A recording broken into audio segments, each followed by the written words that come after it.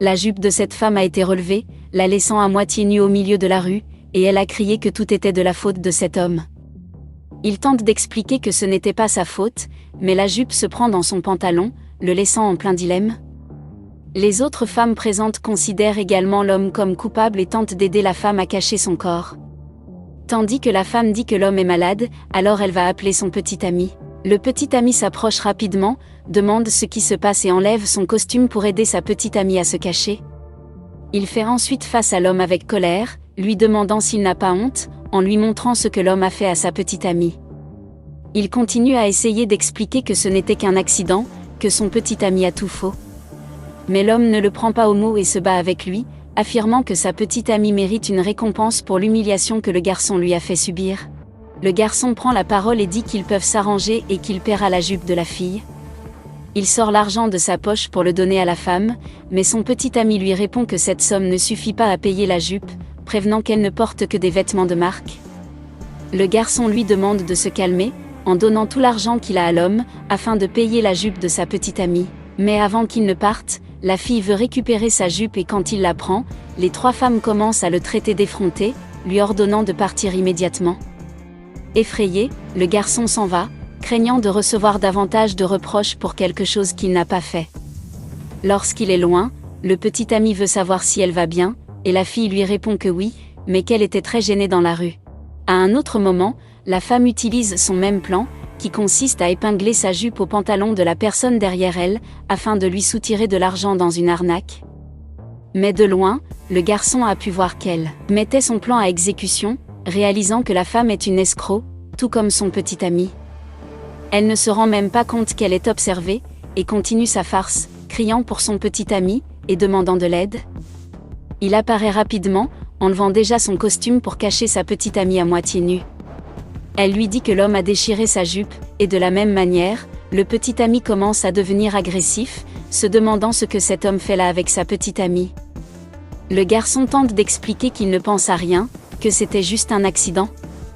Mais le petit ami continue dans sa farce, ordonnant à l'homme de payer immédiatement une nouvelle jupe pour sa petite amie.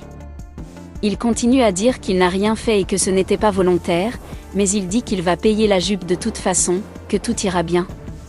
La femme dit alors qu'il va payer la jupe pour elle, parce que qui porte une jupe et elle, et que c'était un vêtement très cher. L'homme dit que ce n'est pas grave, que ce n'est pas un problème et qu'il paiera pour la perte, mais il n'est pas satisfait de cette somme, et réclame plus d'argent à l'homme, en disant que la jupe est une marque et que c'est lui qui l'a payée, et qu'il doit donner plus d'argent après la honte qu'il a fait subir à sa petite amie. Puis la femme le traite de salaud, en disant que c'est une chance pour lui qu'il n'appelle pas la police pour le dénoncer.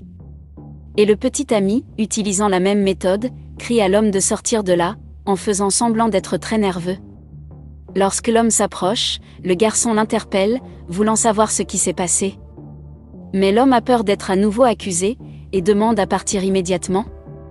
Et le garçon lui demande de rester calme, il veut juste une explication de ce qui s'est passé, car il regardait de loin et n'a pas bien compris.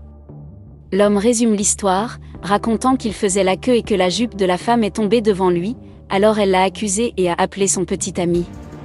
Son petit ami est déjà venu l'accuser aussi, lui ordonnant de payer une nouvelle jupe à sa petite amie.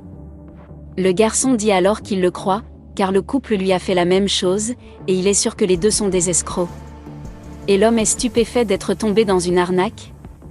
Mais le garçon a déjà une idée pour qu'il récupère leur argent, et l'homme veut savoir comment cela va se passer.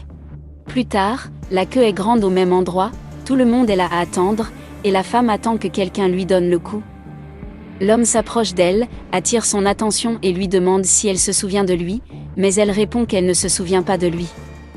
Pendant qu'il la distrait, l'autre gars met son plan à exécution, et lorsque son pantalon est arraché, il se met à crier pour attirer l'attention des gens, accusant la femme de lui avoir fait ça.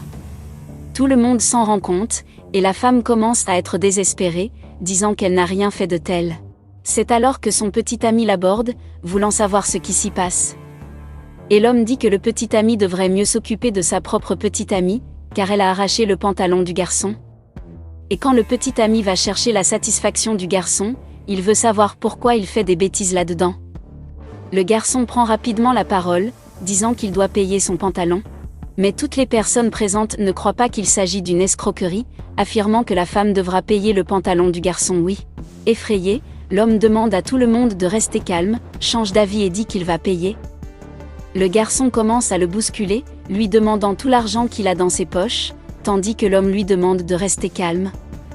Il essaie de lui remettre juste quelques notes, mais le garçon ne se laisse pas faire et prend tout.